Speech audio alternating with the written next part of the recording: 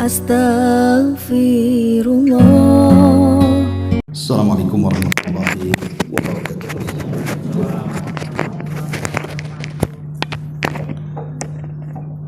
Bihamdillahi wassalatu wassalamu ala rasulillah wa ala alihi wa sahbihi wa mawalah wa la hawla wa la quwata illa billahi wa ba'du.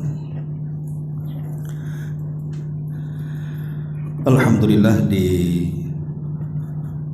siang ini kita bisa berkumpul kembali untuk berthalabul ilmi, dan pembahasan di siang ini kita akan membahas soal su'ul khatimah atau kematian yang buruk.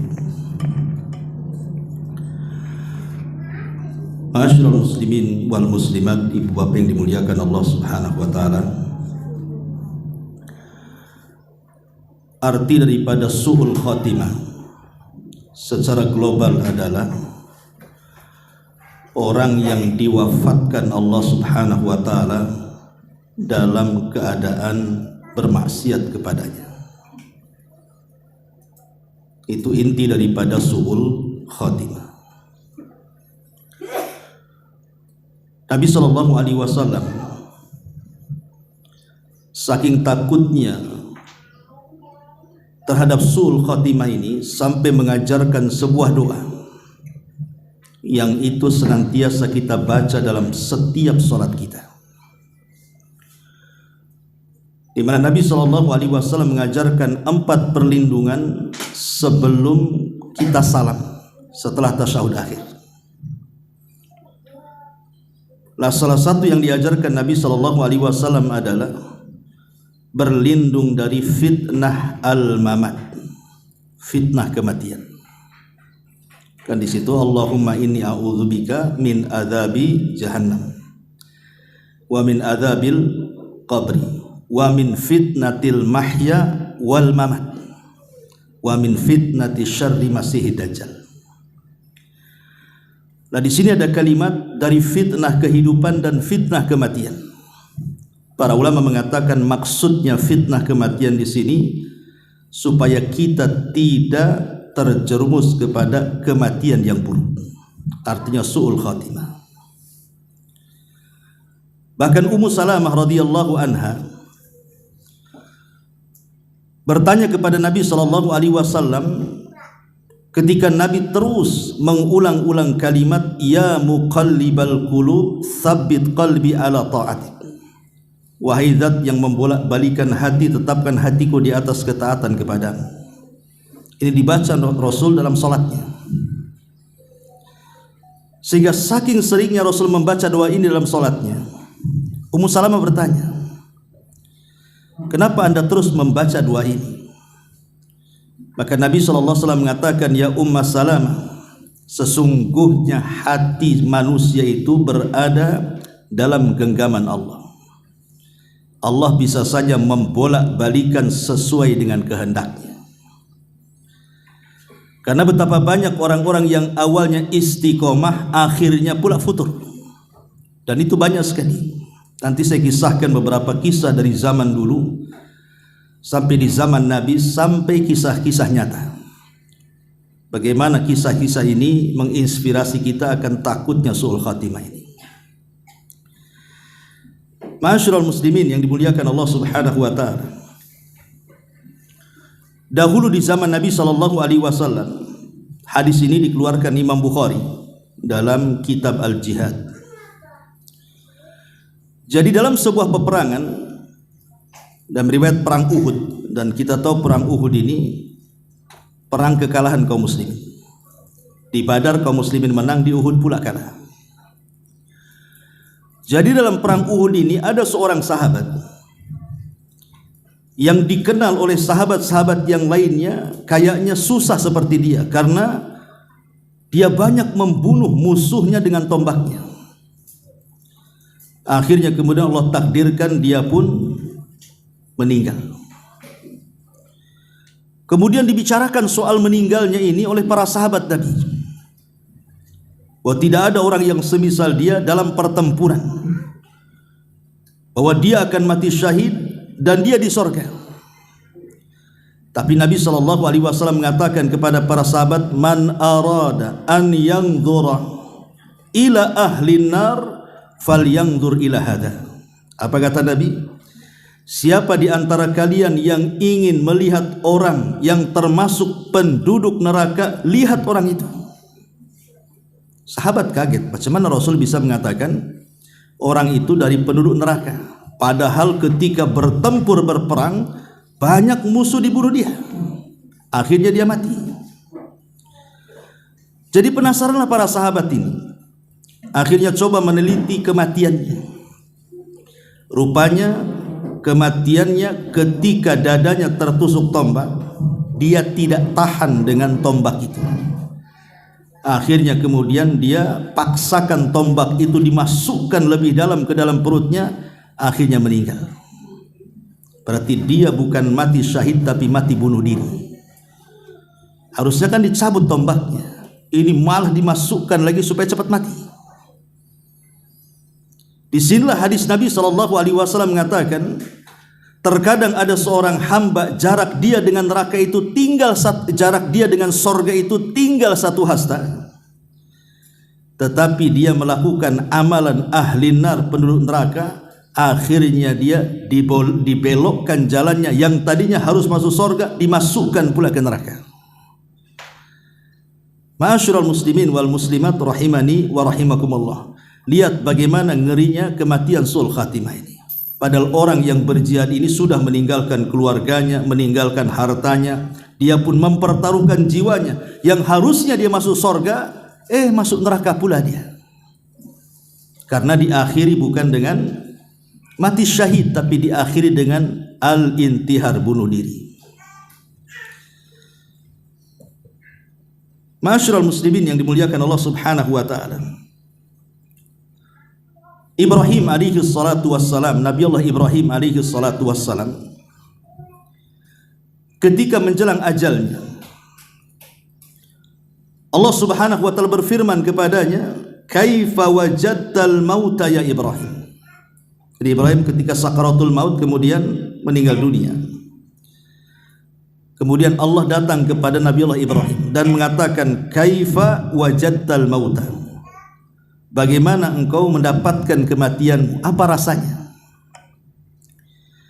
Maka Nabi Allah Ibrahim mengatakan, "Kasafud ja'ala fi sufi aratabin thumma judiba." Kata Nabi Allah Ibrahim alaihi salatu wassalam, kematianku adalah seperti cerulit yang dipendamkan kepada bulu-bulu kambing wol, kemudian disiram air, kemudian dicabut dengan paksa, apa enggak rontok tuh bulu-bulu kambing itu.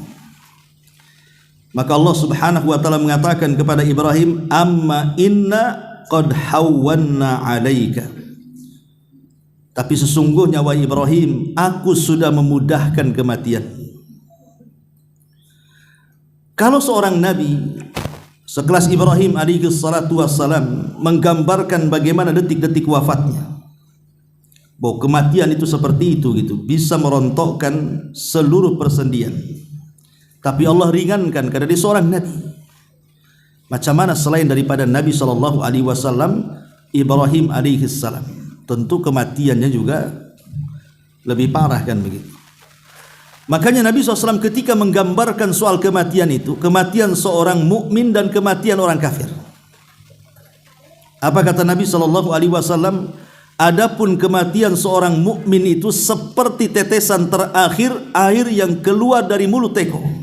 Artinya berjalan dengan pelan tetapi pasti, ruh itu akan keluar. Tetapi kematian seorang kafir, kata Rasul, seperti tadi yang digambarkan Nabi Ibrahim, seperti pisau berbentuk cerulit dipendamkan ke bulu-bulu kambing wol, kemudian bulu disiram, kemudian dicabut dengan cara paksa, akhirnya merontokkan kulit-kulitnya, merontokkan seluruh persendiannya, dan dia pun kesakitan yang luar biasa. Kalau kita tahu bahwa hakikat kematian seperti itu, berarti inilah hakikat kematian su'ul khatimah. Hakikat kematian su'ul khatimah. Ma'asyiral muslimin wal muslimat rahimani wa rahimakumullah. Abu Darda radhiyallahu anhu kan seorang sahabat. Abu Darda seorang sahabat Nabi SAW yang ketika Rasul hijrah dipersaudarakan dengan Salman Al-Farisi. Abu Darda ini ketika menjelang wafatnya, kemudian ditanya kepadanya, karena dia menangis masalahnya. Saat detik wafatnya itu menangis. Dikatakan kepada Abu Darda, bukankah engkau adalah sahabat Nabi SAW? Artinya apa yang harus ditangisi? Engkau ini sahabat Nabi, tidak perlu risau lagi gitu kan. Tetapi Abu Darda radhiyallahu an mengatakan, aku menangis karena aku takut Allah mengakhiri hidupku dengan su'ul khatimah. Itu sekelas Abu Darda tuh, yang merupakan sahabat Nabi SAW saja takut kalau kematiannya itu diakhiri dengan kematian yang buruk. Harusnya ini yang ada pada diri kita, bukan sekelas Abu Darda. Dia seorang sahabat Rasul yang sudah dijamin masuk surga kan. Makanya Sufyan Ats-Tsauri rahimahullahu taala juga sama, seorang tabi'in. Ketika detik-detik wafatnya dikatakan kepada Sufyan, ya Aba Abdillah, ini kunyah daripada beliau, amin kathratiz dzunub, apakah engkau menangis karena banyak dosa? Maka Sufyan Ats-Tsauri mengatakan, la, bukan itu. Walakin akhafu an uslabal iman qablal mauti. Aku menangis bukan karena aku takut banyak dosa, bukan, tapi aku menangis kalau seandainya saat dicabut nyawaku hilanglah iman pada dadaku, katanya. Artinya kalau sudah itu kan su'ul khotimah jadinya.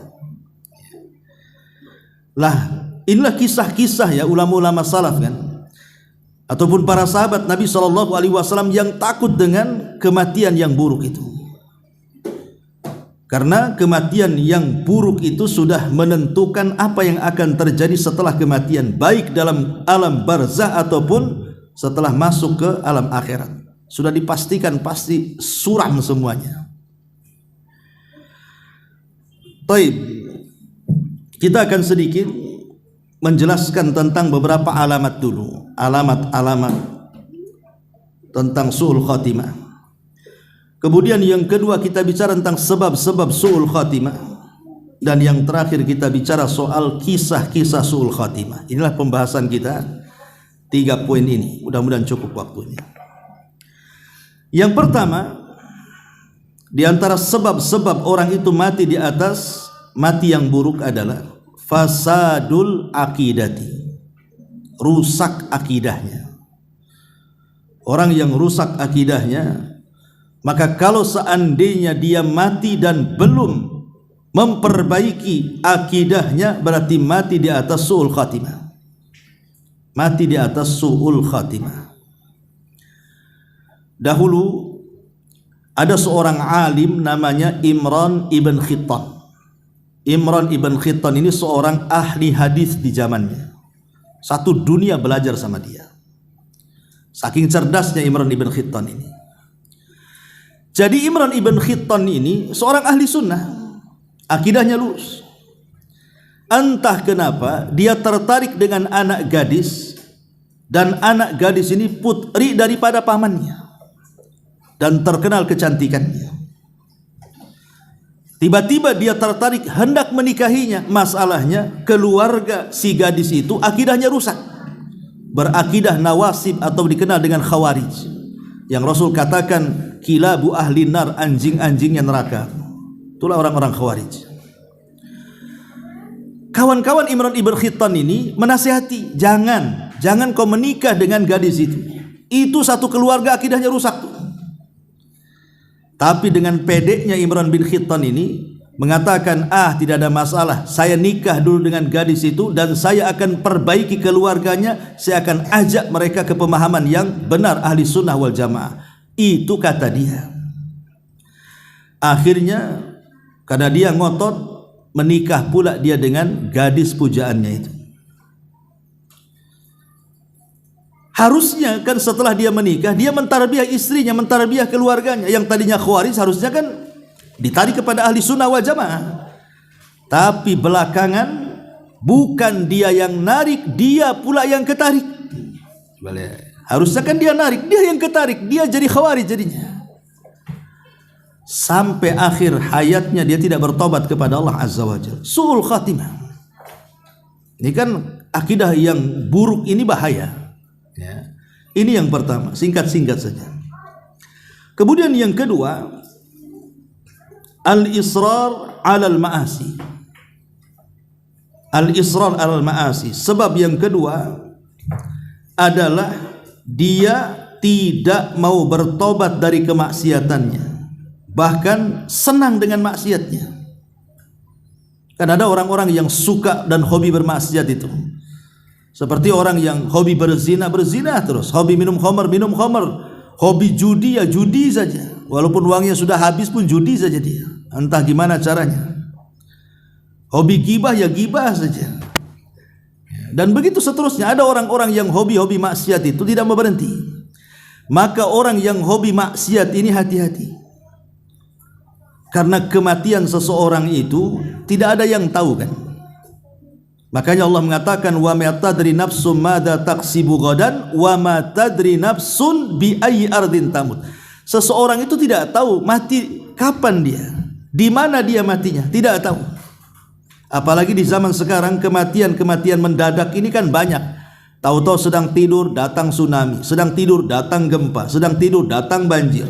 Sedang naik motor di jalan tenang-tenang ditabrak orang atau nabrak orang kan gitu. Mati dia.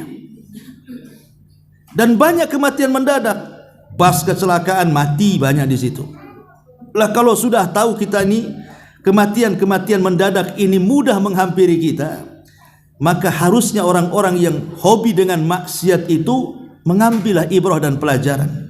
Jangan-jangan pula dia menimpa aku. Sampai ada satu kisah seorang syekh bercerita. Jadi ada kuli panggul di pasar. Jadi kerjanya itu ya disuruh-suruh orang manggul kan gitu. Dan dia punya tenaga yang luar biasa. Kalau orang itu mungkin 1 karung, 2 karung dia bisa. Datang waktu sholat. Ketika datang waktu sholat itu selalu diingatkan, wahai fulan sholli jama'atan, sholatlah berjamaah. Nanti habis sholat kan bisa kerja lagi. Dia pun enggan dan mengatakan, urusan apa engkau dengan aku, katanya. Ini urusanku, urus dirimu. Jadi dia menolak nasihat, suruh sholat tak mau sholat.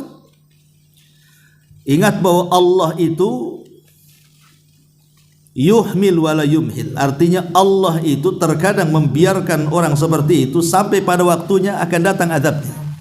Jadi satu hari, kata saya bercerita, dia sedang ada proyek mengangkat beberapa barang. Ketika dia mengangkat beberapa barang, beberapa karung itu, Allah takdirkan rupanya ada bekas kulit pisang di bawah. Diinjak pula lah kulit pisang itu. Taulah kulit pisang itu licin. Akhirnya dia jatuh. Kemudian bawaan yang dibawanya menimpa dirinya. Akhirnya dia pun pingsan. Kemudian dibawa ke rumah sakit. Ketika siuman, semua badannya tidak bisa digerakkan, hanya kepalanya saja. Kemudian ditanya orang ini, wahai fulan, sekarang kondisimu seperti ini. Kira-kira kalau engkau punya cita-cita, apa yang engkau cita-citakan, katanya. Baru dia teringat dengan orang yang setiap hari menasihati dia, suruh sholat jamaah. Dia mengatakan, atamanna an usalli jama'atan. Sekarang aku tidak ada cita-cita lain, aku hanya ingin sholat jamaah, katanya. Coba, waktu sehat tak mau sholat, sudah tak gerak kecuali kepala, mau sholat pula dia. Itu kadang-kadang orang seperti itu. Kadang-kadang keinginan ibadah itu setelah Allah berikan ujian tuh. Akhirnya sesaat kemudian dia meninggal dunia. Lah ini kan ketika orang kemudian terbiasa bermaksiat, meninggalkan kewajiban. Dan ingat, meninggalkan kewajiban itu lebih parah dosanya dibandingkan melakukan keharaman. Maknanya seperti ini, kalau kita berzina, kalau kita berjudi, kalau kita berghibah, kalau kita minum khamr, itu lebih ringan dosanya dibandingkan kita meninggalkan sholat. Karena kaidah para ulama itu, tarkul wajib asyad min irtikabil muharram. Meninggalkan yang wajib lebih parah dosanya dibandingkan mengerjakan yang haram. Karena kalau orang berzina, tahu dia dosa berzina, ya tidak kafir. Dia tahu itu dosa, cuman karena syahwatnya saja yang kuat akhirnya berzina terus. Apakah kafir? Tidak kafir, kecuali dia halalkan zinanya. Tapi orang yang meninggalkan sholat bisa kufur, dia bisa keluar dari Islam tanpa sadar. Karena Nabi SAW mengatakan perbedaan kita dengan orang kafir itu di sholat. Faman tarakaha faqad kafar. Siapapun yang meninggalkan sholat, maka dipastikan dia bisa kafir. Makanya Ibnu Taimiyah, Syekhul Islam Ibnu Taimiyah rahimahullah sampai mengatakan, man tarakas salata jumlatan faqad kafar. Siapa yang meninggalkan salat secara jumlah, artinya banyak meninggalkan dibandingkan melakukannya, sepakat konsensus para ulama kafir, keluar dari Islam. Enggak ada perselisihan ulama. Jadi kalau orang lebih banyak meninggalkan salat dibandingkan melakukannya, orang ini sudah kafir. Yang jadi khilaf ulama itu kalau yang meninggalkan sekali-kali. Dia sholat terus, tapi sekali-kali kadang-kadang meninggalkan karena malas. Ini yang jadi perselisihan ulama, apakah dia keluar Islam atau tidak. Tapi kalau dia meninggalkan sholat lebih banyak dibandingkan melakukannya, jelas dia kufur. Kalau dia mati, su'ul khatimah. Nah, ini harus dipahami, ma'asyiral muslimin wal muslimat rahimani wa rahimakumullah. Ini yang kedua. Kemudian yang ketiga, al-iqbal ala dunya wal insirafu anil akhirah. Terlampau mengejar dunia dan berpaling dari akhirat. Terlampau mengejar dunia dan berpaling dari akhirat. Sekarang apa yang dikejar di dunia itu sebenarnya sih? Hakikat dunia itu kan at-tajmi' wa tafriq. Kita kumpul sudah banyak, kita pula tinggalkan dunia itu. Itu hakikat dunia kan seperti itu. Kita kumpulkan dari muda, kita cari uang, akhirnya bisa beli tanah, bisa beli rumah, bisa beli kendaraan, uangnya pun bermiliar-miliar terkadang di ATM dia. Kalau seandainya dia mau duduk beribadah, uang itu tidak akan habis 7 turunan sebenarnya. Tapi terkadang namanya dunia itu kan menjadikan tulul amal. Terkadang lupa diri, terkadang usia yang harusnya istirahat beribadah 60 ataupun di atas 60 tahun, padahal dia sudah kaya itu, makin sibuk dengan dunia. Kan lihat orang seperti itu kan. Orang-orang yang sudah sukses di usia tua, bukannya istirahat itu malah mengembangkan usahanya, mana dikembangkan lagi usahanya. Di tempat sana, di tempat si daerah sana, akhirnya disibukkan di masa tuanya bukan beribadah, masih ngitung saja kekayaan dia. Jama'a malan wa addada yahsabu anna malahu akhlada. Ketika dia terus menghitung usahanya, akhirnya dia mengira dia akan kekal tidak mati di dunia itu. Kan ada orang seperti itu. Ketika sudah kaya, belum lagi disedekahkan hartanya, keburu mati dia. Makanya ulama mengatakan haqiqatul mal at-tajmi' wa tafriq. Hakikat harta itu kita kumpul, habis itu kita tinggalkan. Kemana harta ini? Ya jadi menjadi warisan ahli warisnya lah jadinya kan. Yang enak ahli warisnya. Dia mendapatkan harta itu dengan cara halal. Karena kan warisan itu halal dia. Walaupun ketika yang punya warisan itu mencarinya dengan cara haram. Tapi kalau sudah jadi warisan anaknya, jadi halal kan begitu. Coba bayangkan, anak-anaknya mendapatkan harta itu dengan halal, tapi orang tuanya mendapatkan harta itu dengan haram. Dia yang punya harta, dia yang sedang diazab dalam kuburan. Coba. Ya, makanya di sini harus dipahami bahwa harta itu terkadang menggiurkan orang. Dan arti yahsabu anna malahu akhlada, bahwa ketika orang suka menghitung-hitung harta itu kemudian menyangka harta itu yang akan mengekalkannya. Karena biasanya orang yang punya harta kalau dipandang sama orang yang tidak punya harta kayaknya tidak pernah mati-mati. Contoh umpamanya, orang yang punya harta usianya sudah 50 tahun, itu wajahnya kayak 20 tahun, ya kan Bu? Karena suka ke salon, suka sauna, ngerawat badan. Coba orang-orang miskin itu yang tidak punya uang, itu usianya 20 tahun, mukanya kayak 40 tahun. Karena stres akhirnya bekerut kan gitu. Ya gimana dia mau jaga badannya, jaga mukanya, jaga raut mukanya, uang pun tak punya, beli listrik pun tak bisa. Akhirnya kelihatan tua lah. Jadi orang miskin memandang orang kaya yang kok awet muda. Sebenarnya bukan awet muda, awet tua dia itu. Casingnya aja awet muda kan. Sebenarnya dia sudah dekat ajalnya tuh. Itulah makna yahsabu anna malahu akhlada. Dia mengira bahwa harta itu mengekalkan dirinya, karena pandangan orang miskin kepada orang kaya itu kayaknya awet muda saja, padahal usianya sudah dekat tuh. Lah orang yang kemudian tulul amal, terlampau panjang amal-amal angan-angannya karena mengejar dunia meninggalkan akhirat, ini terkadang dilalaikan dengan kematian, terkadang tahu-tahu meninggal. Kan banyak itu pengusaha-pengusaha meninggal mendadak tuh.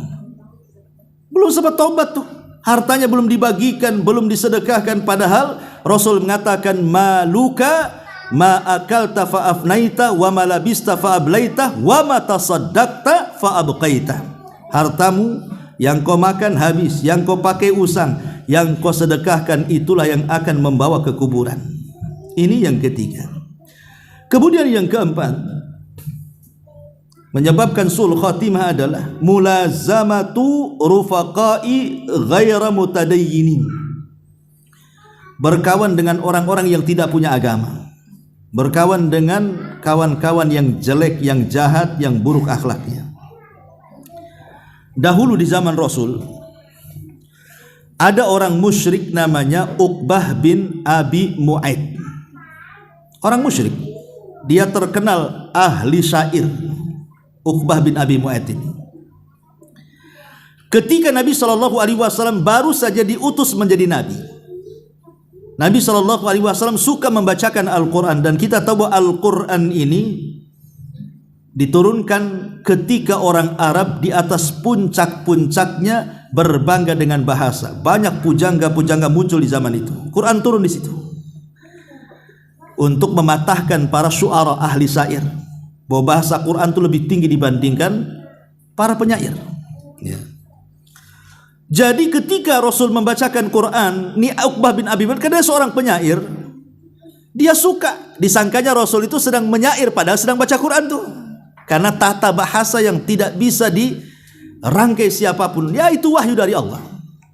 Lama-lama senanglah Uqbah ini bin Abi Mu'aid kepada Nabi, akhirnya jadi gandrung gitu ya, jadi idolanya. Sampai satu hari, namanya idola, tapi dia tidak mau masuk Islam, cuma suka aja dengan Nabi. Kalau dia baca wahyu suka, tapi tidak mau masuk Islam juga. Lah satu hari dia ingin menjamu Nabi, makan di rumahnya. Ya namanya mau ngundang idolanya, ngundang artisnya lah kalau di zaman sekarang kan. Ya tentu kan makanan pun tidak sembarang kan, pasti akan masak makanan yang enak, minuman yang lezat kan gitu. Ini yang diundang idolanya. Datang Rasul ke rumahnya. Sesampainya Rasul datang di rumah Uqbah bin Abi Mu'aid, tidak ada satu makanan pun yang dimakan Nabi. Ya tentu aib lah kan, kita sudah ngundang kok tidak mau makan pula, ini tamu ini cemana nih. Jadi nggak enak dia, nggak enak hati. Kemudian Uqbah bertanya, wahai Muhammad, kenapa kau tak mau makan? Maka Rasul mengatakan, sebenarnya bukan tak mau makan, masalahnya engkau itu di atas kesyirikan. Karena kan makanan pokok di zaman itu kan kambing, ya kan? Di zaman itu kambing itu jadi makanan pokok penduduk Mekah. Kalau penduduk Madinah kan kurma. Makanya kenapa kambing di Mekah itu diberkahi dan kurma di Madinah itu diberkahi. Beda kalau kambing sama air Zam-Zam, itu kan berkat doa Nabi Ibrahim, makanya jadi berkah. Kapan itu? Ketika Nabi Ibrahim bertandang ke rumah Ismail, istri keduanya, karena istri pertamanya kan diceraikan karena buruk akhlaknya. Lah ketika Ismail sudah menikah dengan istri keduanya, kan menghidangkan daging sama air Zam-Zam. Ketika itu belum berkah air itu, ya air biasa saja. Tapi karena Ibrahim kemudian mengatakan, Allahumma barik fi ta'amikum wa syarabikum, ya Allah berkahilah makanan dan minuman kalian. Sejak itulah kambingnya menjadi berkah dan air Zam-Zamnya menjadi berkah. Beda dengan Madinah. Kalau Madinah itu yang mendoakan bukan Ibrahim, tapi Nabi SAW. Sebagaimana Ibrahim mendoakan Mekah, maka Rasul mendoakan Madinah. Makanya kurma di Madinah itu menjadi berkah, yang disebut dengan ajwa. Itulah bedanya, kalau di Madinah menang di kurmanya, kalau di Mekah menang di kambing sama di Zam-Zamnya. Makanya antum ketika umroh kemarin, yang sudah umroh ya kan, walaupun makan kambing pagi, siang, sore nggak ada masalah di Mekah itu. Jangan makan kambing yang dipelihara di temiang. Coba saja kalau pagi kambing temiang, sore kambing temiang, besok 1 bulan, itu kita yang ke temiang tuh. Itu kan masalah tuh. Lah karena tidak berkah kan ya. Ya makanan biasa saja di sini semua juga bisa mendatangkan penyakit kan ya. Tapi karena di sana berkah, yang makan kambing orang Arab biasa saja. Karena memang diberkahi di sana. Sebagaimana juga kurmanya. Ya. Baik, singkat cerita, ma'asyiral muslimin wal muslimat rahimani wa rahimakumullah. Jadi Nabi SAW tidak mau makan di rumah Uqbah bin Abi Mu'ayth itu, alasannya karena di atas kesyirikan. Jadi kata Uqbah itu, ya sudah, gimana caranya biar kau makan? Karena bagi orang Arab itu aib kalau tamu masuk kok tak makan. Karena termasuk adat baik jahiliyah itu adalah menjamu tamu. Orang Arab jahiliyah, sejahiliyah-jahiliyahnya orang jahiliyah itu, kalau soal jamu tamu nomor 1. Pokoknya dikeluarkan makanan tuh. Kita ini sudah lewat jahiliyah. Saya bertamu pula lah pakai botol aqua. Tak ada lah makanan di sana.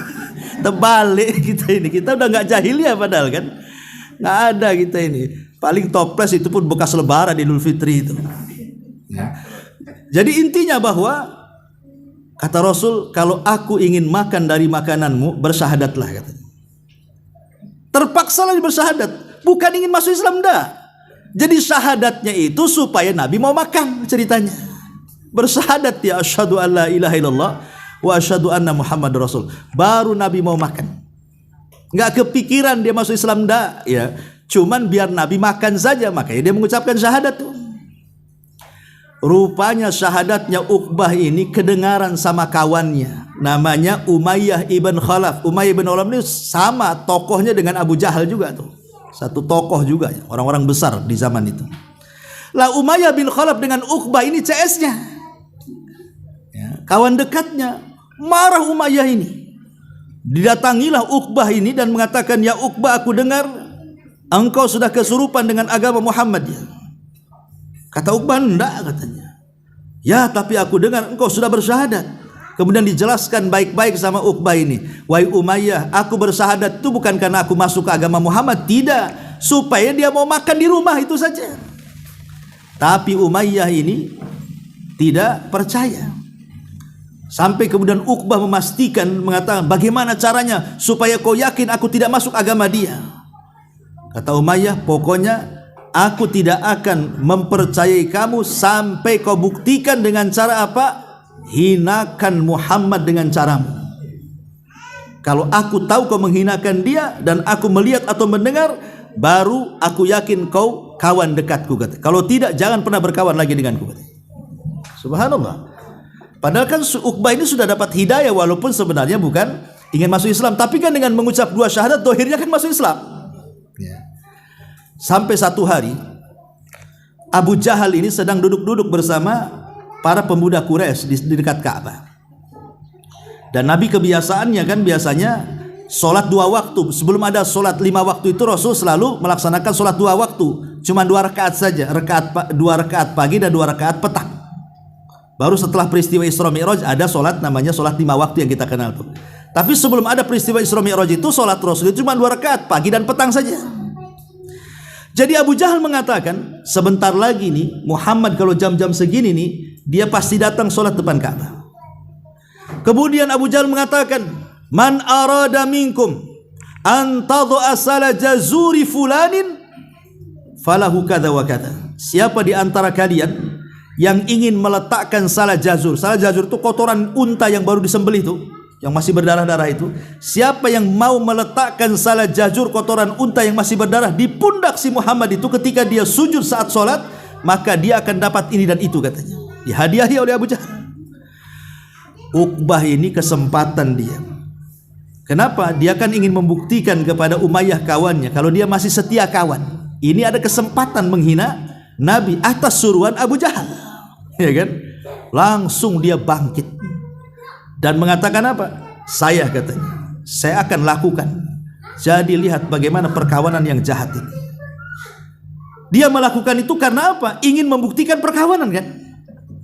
Dicarinya salah jazur, Allah takdirkan dapat pula tuh salah jazur itu, kotoran unta tuh. Ketika Nabi sedang sujud, betul-betul diletakkan di atas pundaknya. Coba bayangkan, ini kotoran unta beda dengan kotoran kambing. Kotoran kambing tak banyak, kotoran unta gede banyak kan gitu. Sampai penuh punggung Rasul dengan kotoran unta tuh. Datanglah Fatimah. Fatimah masih kecil ketika itu, belum balik, ya. Melihat ayahnya dihinakan, marah dia. Akhirnya dibersihkanlah, Rasul sedang sujud. Setelah kemudian bersih, Nabi SAW kemudian menyingkat sholatnya. Selepas salam, Fatimah langsung mengatakan, ya abi ud'u ila haula, ud'u ala haula, wahai abi, doakan keburukan bagi mereka, katanya. Masih kecil padahal ngomong begitu, ya, doakan keburukan kepada mereka. Dan ini menunjukkan keberanian Fatimah, ya. Kata Nabi, baru kemudian Rasul mendoakan laknat kepada orang-orang yang di situ, termasuk Abu Jahal, termasuk Umayyah, termasuk juga Uqbah. Didoakan laknat sama Nabi. Subhanallah. Ketika terjadi perang Badar, semua yang didoakan laknat Rasul, semua dihinakan di perang Badar, mati semuanya, termasuk Uqbah. Dia tertangkap menjadi tawanan, kemudian disalib dan mati dalam tiang saliban, dan dialah orang yang pertama disalib dalam Islam karena menghina Nabi SAW. Uqbah bin Abi Mu'ayth mati di atas kekafiran. Nah, inilah makanya buruknya apa? Teman-teman yang buruk itu menyeret kita. Ini di antara sebab su'ul khatimah. Kemudian juga di antara sebab su'ul khatimah adalah at-taswifu bitaubah. Taswif itu dari kalimat saufa. Dalam bahasa Arabnya saufa itu mungkin bahasa kitanya nanti. Kapan lo tobat? Nanti habis haji, ya kan? Habis haji tak tobat juga. Kapan mau tobat? Nantilah pulang umroh. Habis umroh tak tobat juga. Kapan mau tobat? Tunggulah 50 tahun. Saya kan masih muda, ya, masih 49 tahun, kurang setahun katanya. Nah, tunggulah 50 tahun. Habis 50 tahun tak tobat juga. Itulah orang yang suka menyanyikan nanti-nanti itu. Ingat bahwa kalimat nanti-nanti, saufa itu dalam bahasa Arabnya itu kalimat yang bahaya, karena kalimat itulah yang menyeret kita kepada su'ul khatimah. Kalau ditanya kapan mau tobat, nanti. Kapan? Sampai mati dia bilang nanti. Nah, ini juga diantara hal yang bisa mengakhirkan tobat, akhirnya su'ul khatimah. Kemudian juga diantaranya para ulama mengatakan ta'alluqul qalbi bi ghairillah. Hatinya senantiasa tertambat kepada selain Allah. Tertambat kepada selain Allah tidak mesti harus ke berhala, tidak. Karena berhala di zaman sekarang sudah modern. Kalau di zaman Nabi Nuh itu kan Yaghus, Ya'uq, Nasr itu nama-nama berhalanya kan. Kalau di zamannya Nabi Ibrahim, matahari, bulan. Di zaman Rasul ada Lata, Uzza, Manat, Hubal, itu berhala-berhala kan. Kalau sekarang kan tidak ada berhala-berhala kayak gitu. Sekarang berhalanya nih kalau ibu-ibu itu ya tas, ya sepatu, kemudian apalagi gelang, emas, pakaian. Nah, itulah kendaraan, rumah, ya. Lah inilah yang menjadikan ketika hati kita berpaling kepada perhiasan dunia, maka Rasul mengatakan ta'isa abdud dinar wa ta'isa abdud dirham wa ta'isa abdul khamisah, kata Rasul. Celaka hamba-hamba uang, dinar dirham, dan celaka hamba-hamba penggandrung pakaian. Ya. Jadi sekarang ini berhalanya kan macam-macam tuh. Berhalanya itu sudah ke yang lain. Kalau dulu Lata Uzza, ya sekarang ya manusia, bahkan istri nyembah suami, suami nyembah istri. Boleh jadi bentuknya adalah karena dia lebih mentaati pasangannya dibandingkan Allah Subhanahu wa taala.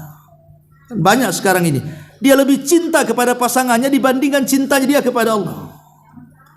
Contoh yang sederhana, satu kisah lah. Di zaman Nabi SAW ada seorang laki-laki namanya Julaibib.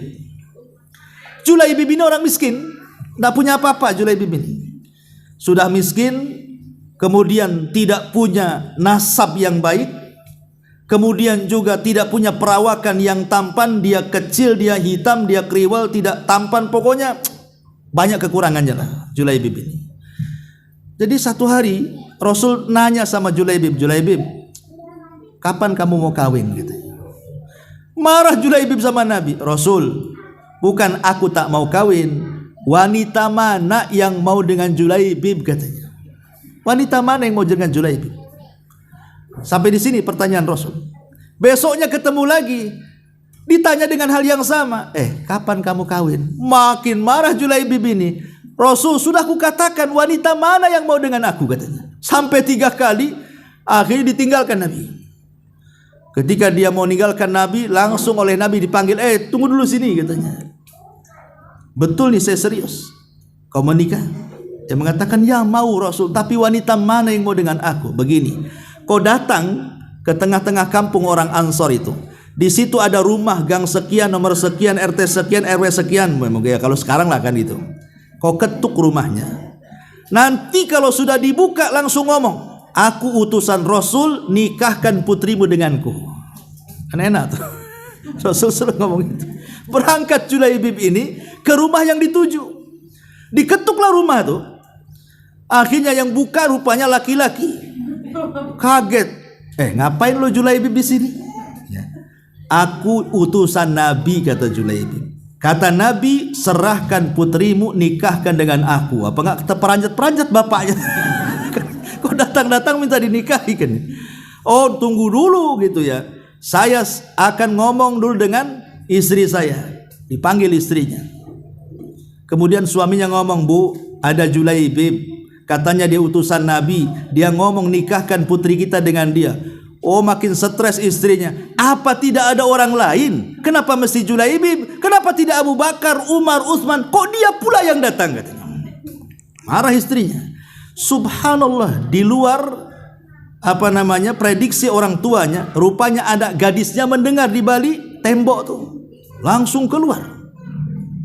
Rupanya anak gadisnya ini adalah min ajmali fatati al-ansar, wanita paling cantik dari wanita-wanita Ansar.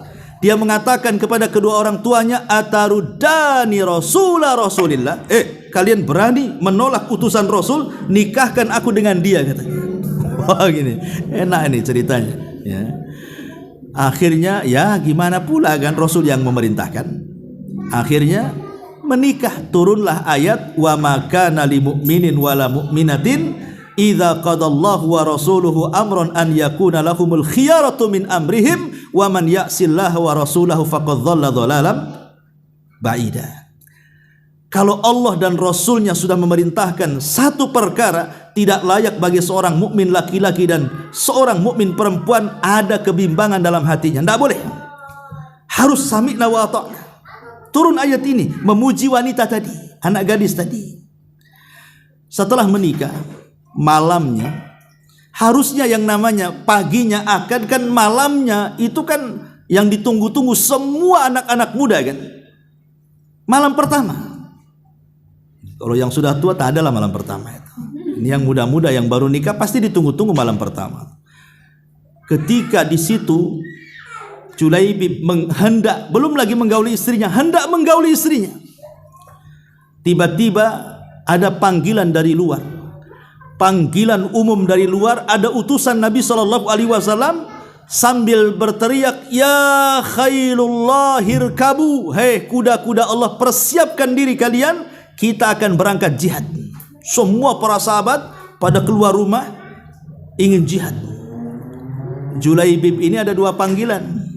Pertama panggilan istrinya, yang kedua panggilan jihad. Kira-kira kalau antum di posisi Julaibib milih mana tuh? Kan ini malam pertama masalahnya. Kan gitu.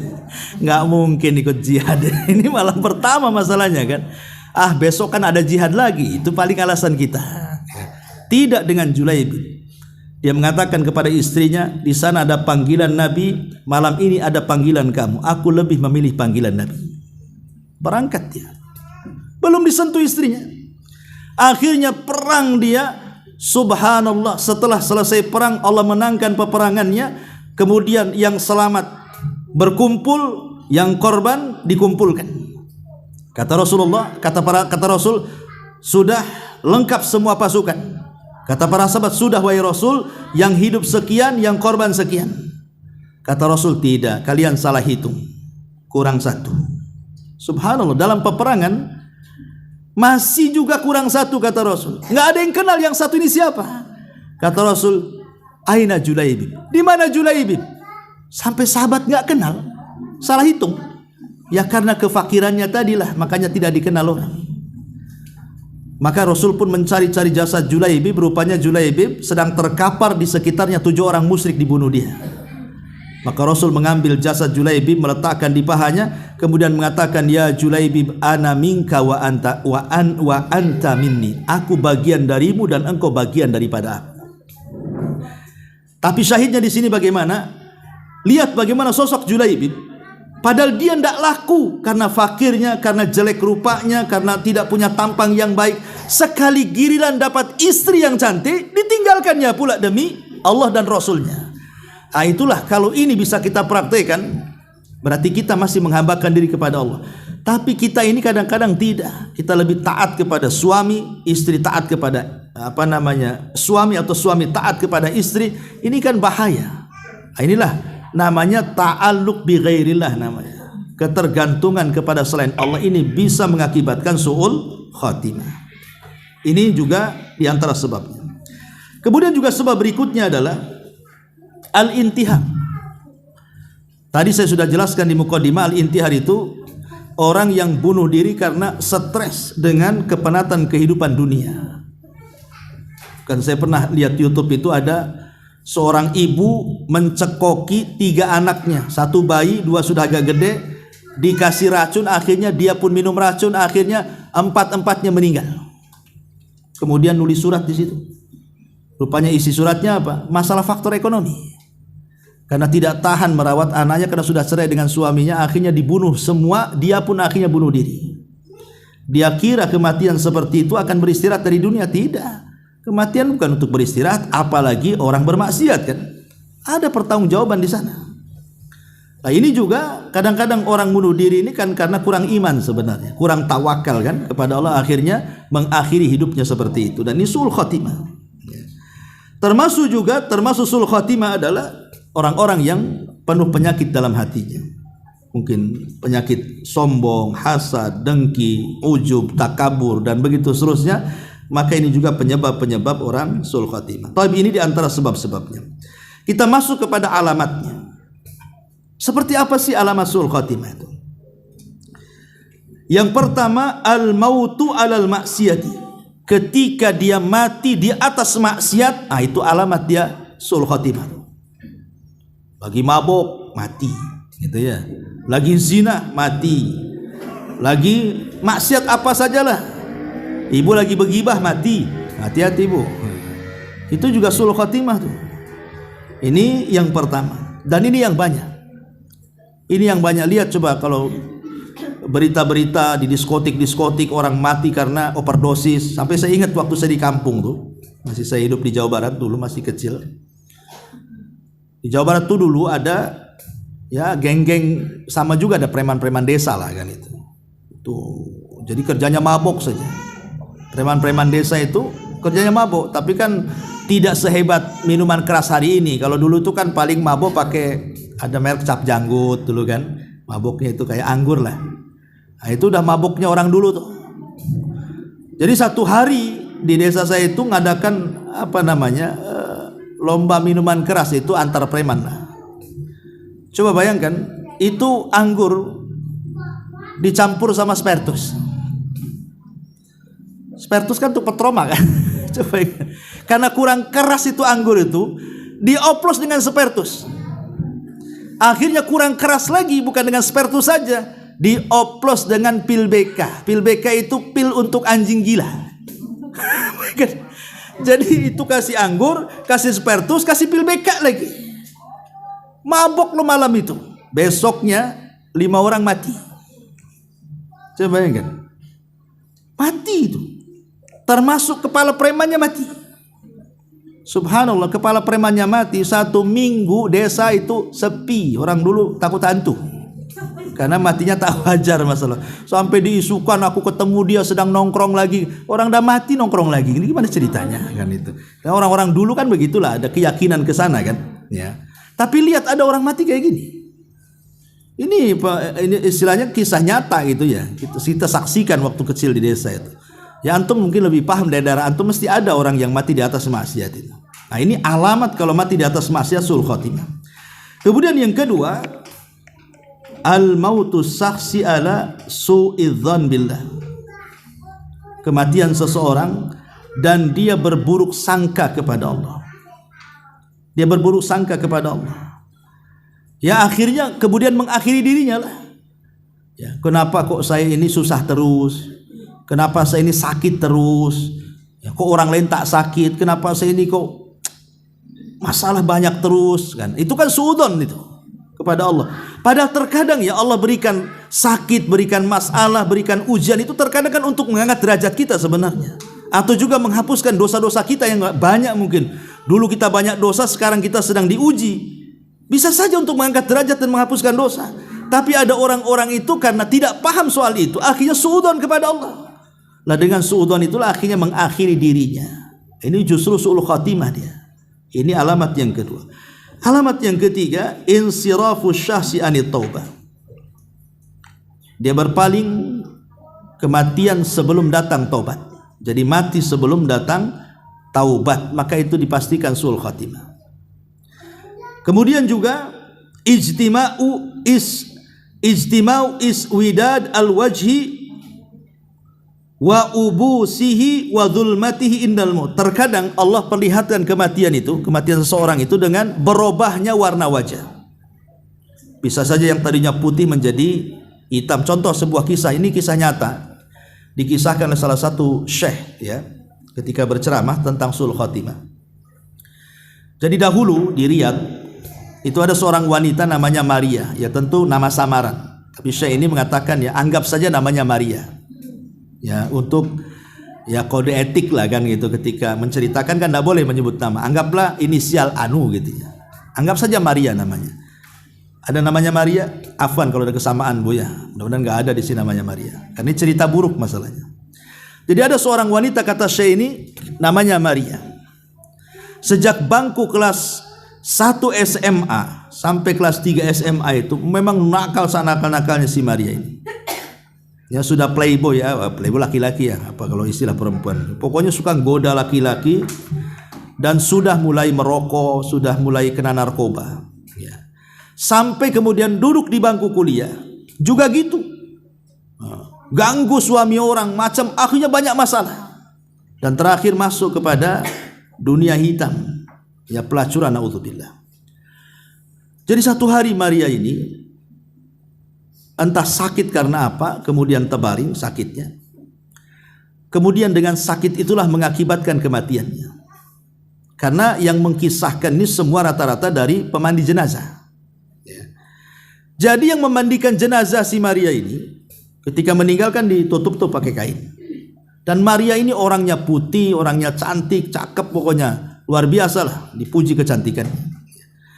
Jadi ketika pemandi jenazah ini masuk hendak memandikan si Maria ini, dia terkaget sekali ketika kemudian dia masuk ke tempat pemandian. Disangkanya bukan Maria karena wajahnya menghitam, udah tidak cantik lagi, hitam sudah nggak dikenali lagi. Apakah dia Maria atau bukan? Langsung ketakutan keluar. Akhirnya manggil keluarganya, betul nggak ini si Maria yang mau dimandikan? Ketika keluarganya masuk kaget juga, ya. Dan itu memang Maria. Jadi usut punya usut, seorang syekh yang hadir di situ bertanya sama keluarganya itu, sebenarnya apa yang dilakukan putrimu? Kok seperti itu? Ya. Baru orang tuanya menceritakan yang sesungguhnya kepada syekh tadi, bahwa anakku si Maria ini tidak pernah sholat. Dia tidak pernah sholat, disuruh sholat tak mau, tak pernah sholat sampai dia meninggal.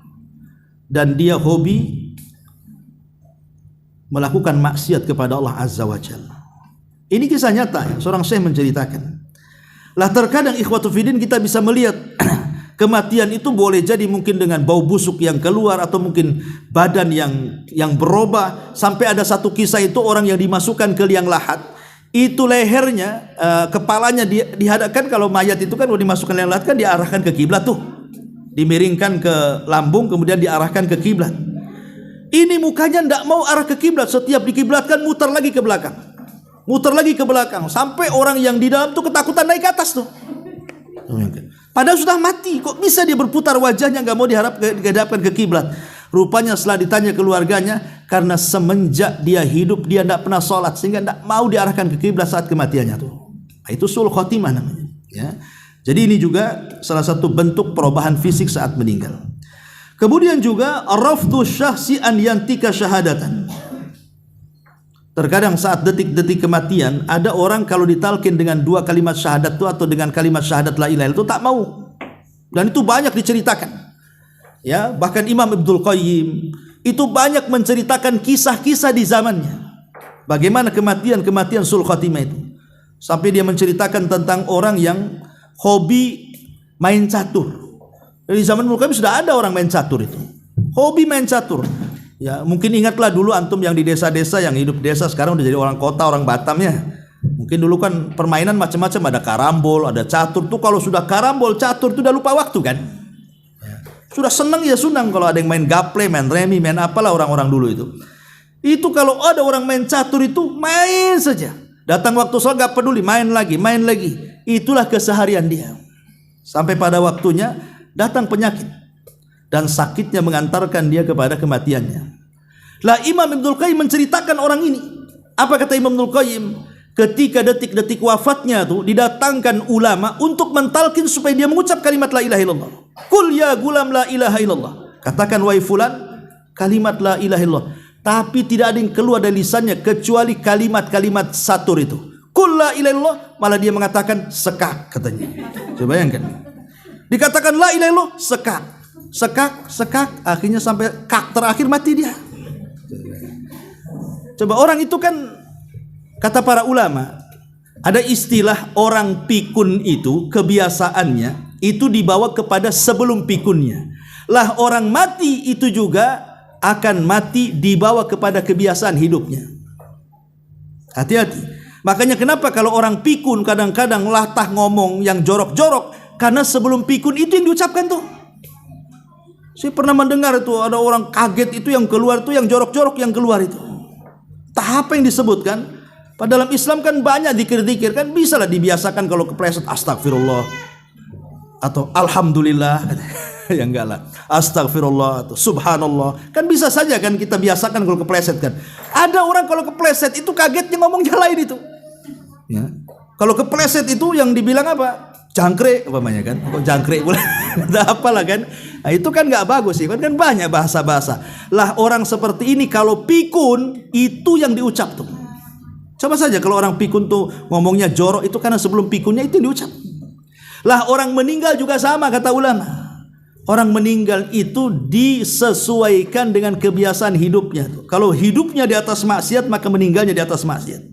Kalau hidupnya di atas ketaatan ya meninggalnya juga di atas ketaatan.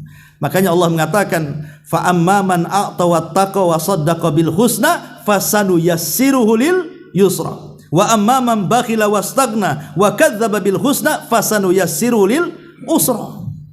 Di sini ada dua kalimat fasanuyassiru lil yusra dan fasanuyassiru lil usra. Apa maknanya? Maknanya fasanuyassiruhu, kami akan mudahkan sebagaimana dia sudah mudah. Maksudnya begini, dia sudah mudah sholat 5 waktu, pasti akan dimudahkan untuk sholat sunnah siang. Kalau sudah dimudahkan sholat sunnah siang, pasti akan dimudahkan sholat sunnah malam. Orang itu kan bertahap kebiasaan kan. Orang kalau sudah terbiasa puasa Senin, puasa Ayyamul Bid, dia akan meningkat kepada puasa Kamis, Senin. Kalau sudah Senin Kamis biasa, sudah terbiasa, pasti akan meningkat kepada puasa Daud. Kan begitu orang itu, disesuaikan dengan kebiasaannya. Jadi ibadah itu melahirkan ibadah yang lain. Jadi kalau dia sudah mudah sholat wajib, kemudian beralih kepada sholat sunnah di siang hari, kemudian sholat sunnah di malam hari, Allah mudahkan terus sampai Allah akhiri seperti hidupnya. Jadi dimudahkan ibadah sehingga diakhiri dengan ibadah. Lah sebagaimana ibadah melahirkan ibadah yang lain, maksiat juga sama melahirkan maksiat yang lain. Contoh, orang kalau punya hutang. Nanti bulan depan Pak saya bayar. Oke, sudah bulan depan ditagih, pasti dia akan mulainya kan satu, tidak bayar hutang itu sudah zalim. Tapi dia akan merembet buat dosa lain, berdusta. Ya kan, mulai dusta kan dia. Nggak ada duit nanti aja, padahal ada duit tuh. Mulai berdusta kan. Mulai dari zalim berdusta. Kemudian dari dusta apalagi? Mulai dia benci dalam hatinya. Tengok dia langsung pergi dia. Makanya orang punya hutang itu stres di malam hari, menghilang di siang hari. Itu memang begitu kaidahnya orang yang punya hutang tuh. Malam stres, siang hilang. Ya dicari-cari orang lah, debt collector nyari dia hilang kan gitu ya. Makanya jangan punya hutang, stres hidupnya. Ya, intinya bahwa maksiat juga melahirkan maksiat yang lain. Ketika maksiat melahirkan satu maksiat melahirkan satu maksiat, akhirnya Allah tutup dengan maksiat yang terakhir. Itulah makna fasanu yassiru lil usra. Makanya ada orang-orang itu yang dipersulit membaca kalimat la ilaha illallah saat kematiannya. Bahkan ini kisah nyata, ada seorang syekh juga bercerita. Jadi kejadiannya di Arab Saudi juga. Jadi ada anak muda suka berzina. Ya, jadi walaupun orang sana pun ya tidak semua orang Arab bagus, ada juga yang keturunan Abu Jahal kan gitu ya. Tidak semua seperti akhlaknya Abu Bakar, ada juga yang jahat-jahat.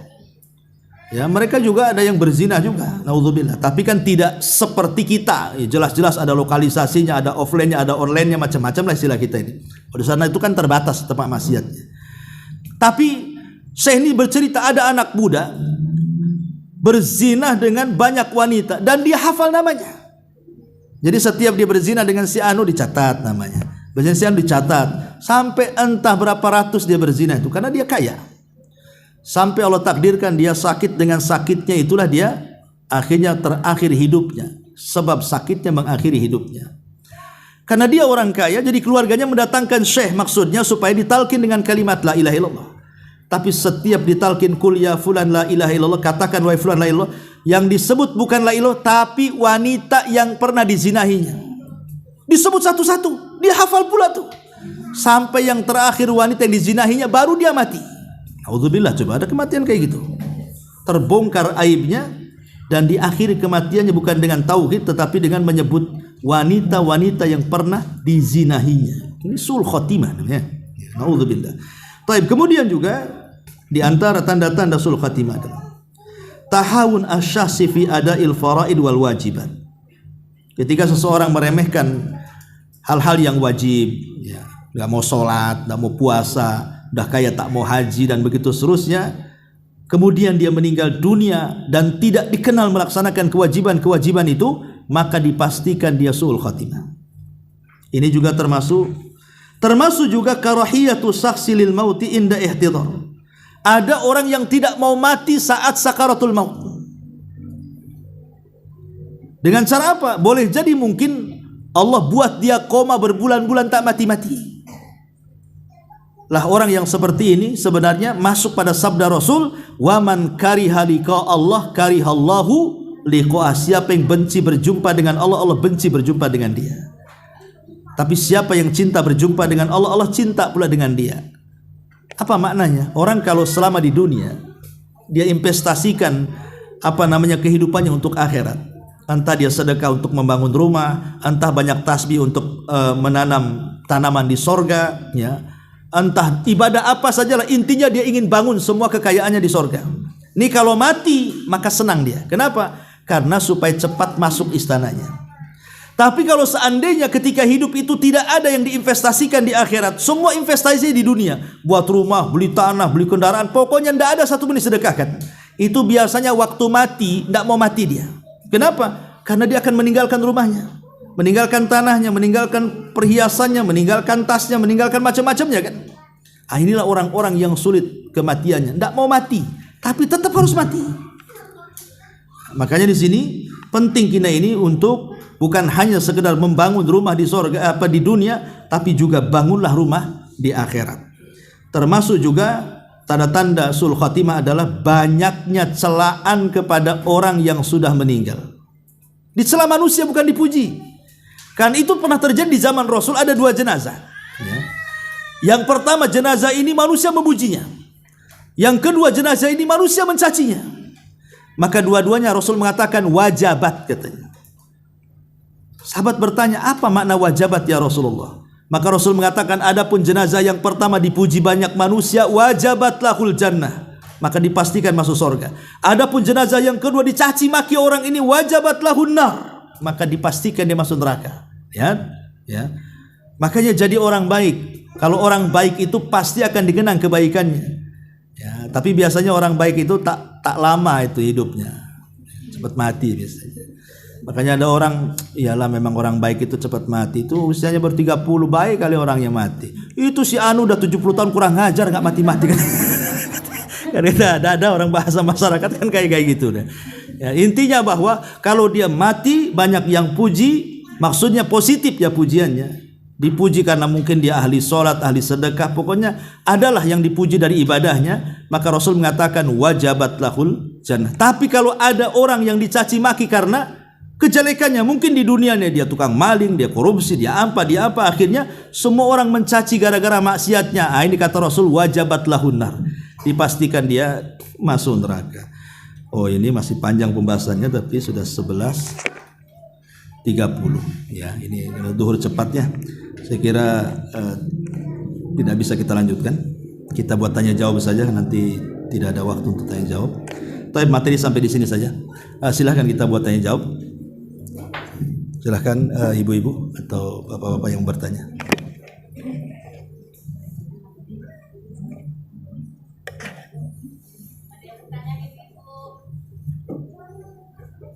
Ustaz mau bertanya. Iya, silakan. Saya pernah mendengar jika seseorang itu meminum khamar atau alkohol itu apa benar sholatnya atau ibadahnya tidak diterima selama 40 hari? Iya, alhamdulillah. Ada beberapa riwayat yang menjelaskan beberapa dosa yang kalau dilakukan itu sholatnya tidak akan diterima selama 40 hari.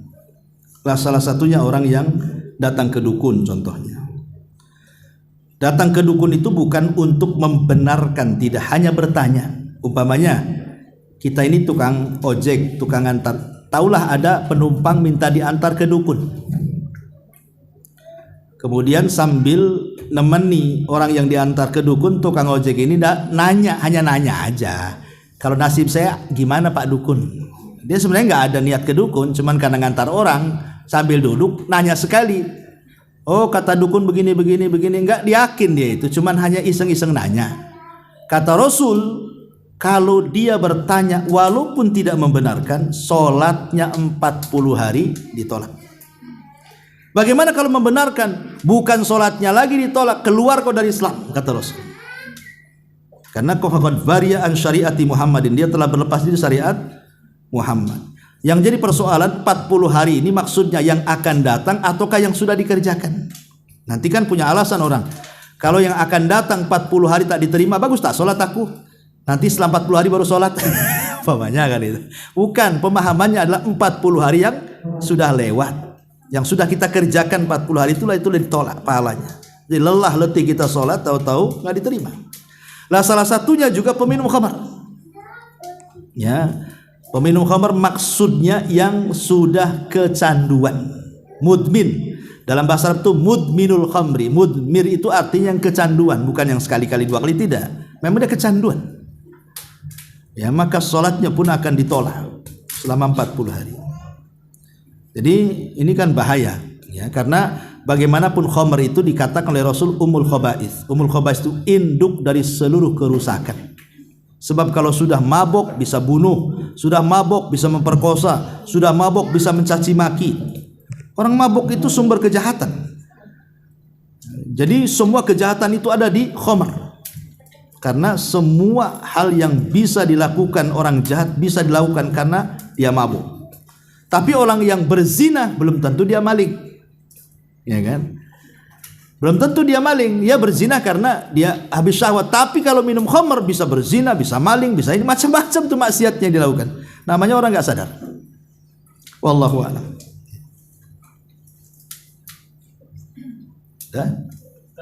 Iya. Ada mentalkin itu, bismillahirrahmanirrahim. Lihat orangnya seperti apa yang kita talkinkan. Jangan sakit kepala antum talkin orang itu, nggak mau, masih lama matinya. Maksudnya yang sudah nampak naza gitu, yang udah nampak mungkin koma di rumah sakit. Dan lihat pergerakan lisan. Jadi pergerakan lisan dia dilihat.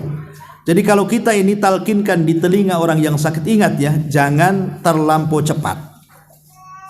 Jangan juga terlampau keras, itu akan menyakiti orang yang ditalkin. Ya, perlahan lembut, kemudian didekatkan di telinganya. Coba eja satu-satu, la ilaha, sambil kita mengatakan la ilaha illallah itu, lihat ada gerakan nggak di lisannya. Kalau ada gerakan berarti kan dia ngikut. Kalau tidak ada gerakan berarti tidak ngikut. Kalau tidak ada gerakan, diam saja, cukup sekali saja ditalkin.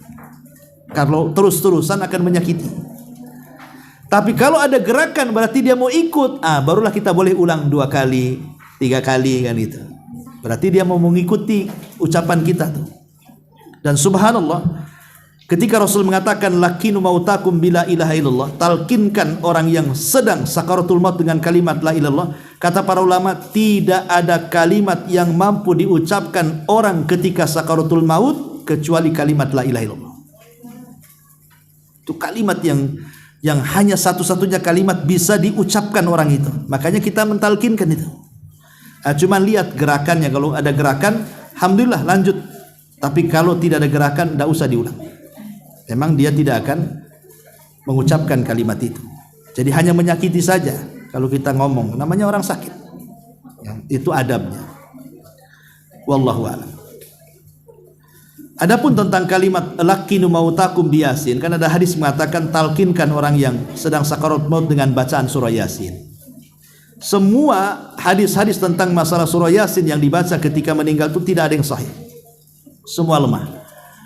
Cuman ulama mengatakan lau faradna, ada istilah ulama hadis itu lau faradna. Kalaulah seandainya kita anggap hadis itu sahih, seandainya anggap hadis itu, maksudnya apa gitu maksudnya? Dengan baca surah Yasin itu, apakah mentalkin supaya si sedang sakaratul maut itu mengikuti surah Yasin? Ya mustahil, la ilaha aja nggak bisa, masa surah Yasin pula diikuti? Ya, maksudnya ketika dia membaca surah Yasin saat detik-detik sakarat itu untuk memudahkan ruhnya keluar. Itu maksudnya. Ya, supaya ruhnya mudah keluar. Ini pun kalau hadis ini dianggap sahih. Itu tujuannya membaca surah Yasin itu. Wallahu a'lam. Taib, sampai di sini kita tutup. Subhanakallah bihamdika asyhadu an la ilaha illa anta astaghfiruka wa atubu ilaik. Allahu ta'ala alam. Assalamualaikum warahmatullahi wabarakatuh.